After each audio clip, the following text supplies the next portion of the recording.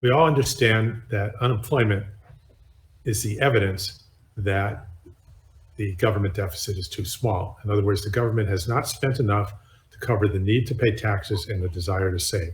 And this all comes back to the MMT money story. And the money story begins with a government that wants to provision itself. A government wants to have soldiers, and it wants public health workers, and it wants a legal system. And so how does it get people out of the private sector into the public sector to provision itself? What it does is it begins with a tax liability. And this tax liability, this tax requirement, drives the entire monetary system.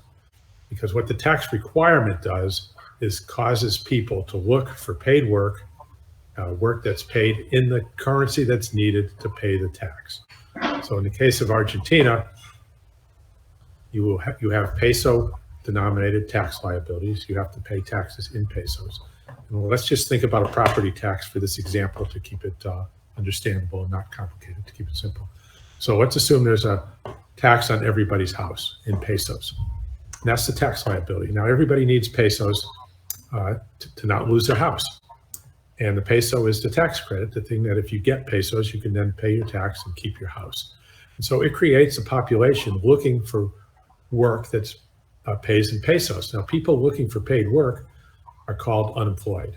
If somebody's looking to work for a volunteer work for the Cancer Society or to help the homeless, that's not unemployment. Unemployment is people looking for paid work.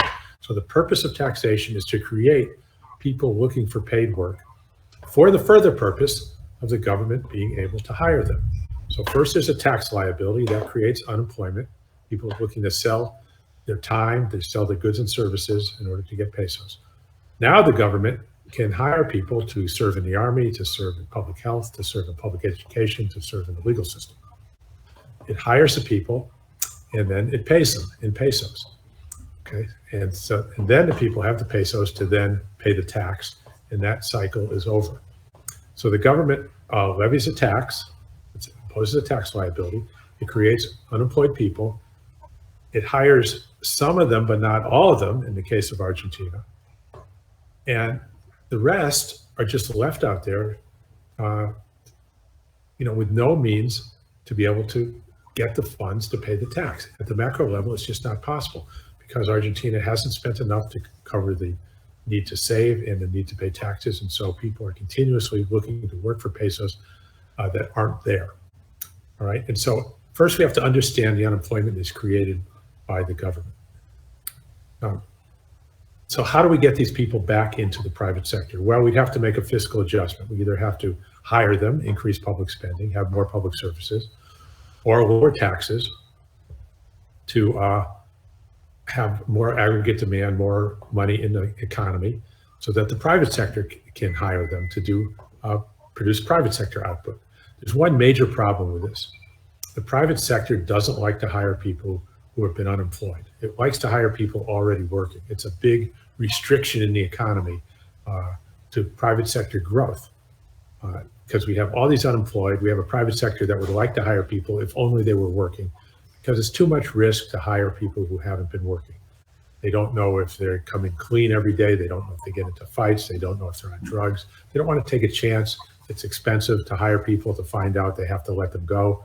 Oftentimes there's labor laws to protect employees, so it's not easy to let them go. And so what do? How do you promote this transition from unemployment back to the private sector? You do it with what we call the job guarantee. By offering a job to anyone willing and able to work, you will, at a minimum wage, and it becomes a minimum wage in the economy because once the government's offering that wage to anybody looking to work, no one else can pay less. So you offer them this job at the job guarantee wage, which will become the minimum wage on a de facto basis. They then show up for work, and now they are employable.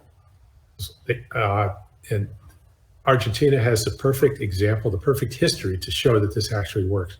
It was called the Jefes program, which was started in 2001 by Daniel Kozar at the Labor Ministry. Daniel had heard about my proposal. It was called Full Employment and Price Stability back in 1998.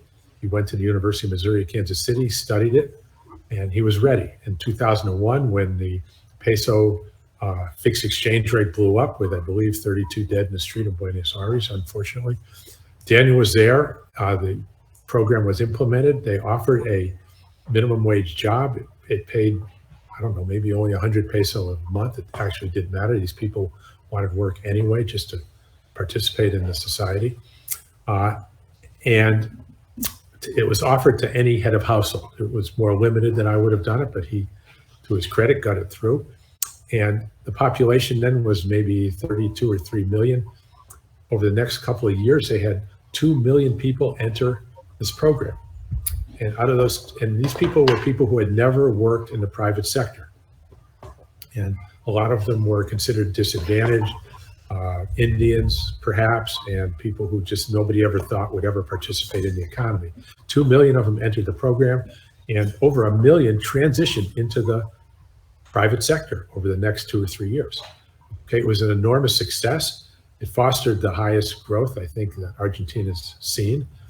Not 8, 9, 10% type of growth rates, and moderate inflation rates. Certainly nothing like you see today. And it acts as it's a transition job guarantee. It allows the private sector to expand because you have this pool of labor available to it that was never available before. The supply of labor is suddenly and dramatically increased, which facilitates new hiring without inordinate wage pressures and wage demands. And so businesses see the amount of people looking for work who have a track record. They come into work every day. They have a supervisor who vouch for them. It's safe to hire them.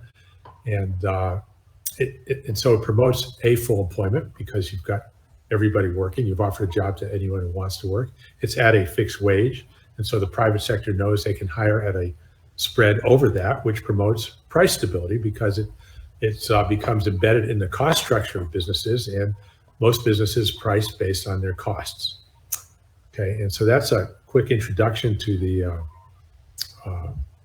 job guarantee as understood. Once you understand the monetary system, you see how it's imperative to have this in place as your base case for analysis. You start with this policy because you understand that if there are unemployed, they've been created by government taxation policy, and therefore it's government's responsibility to undo the damage that it's done by transitioning these people that it caused to be unemployed, that it caused to be extracted from the private sector, okay, by transitioning them back into the private sector so that normal life can be resumed for all of your population. Thank you very much.